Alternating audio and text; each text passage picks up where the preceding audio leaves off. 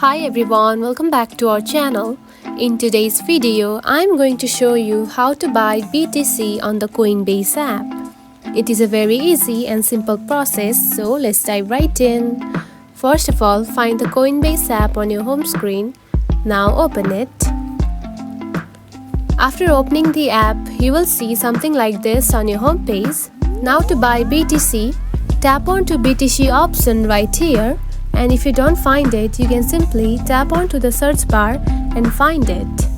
Now tap onto BTC right here.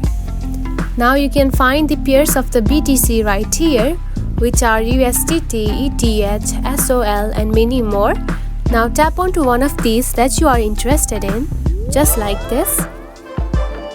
Then here you can find the option of buy. Now simply tap on it. Then add the additional information about the BTC of the Coinbase, and after that simply tap on to preview buy order. Only after doing this you can buy the BTC on the Coinbase app. If you found this video helpful, don't forget to like and subscribe for more tips.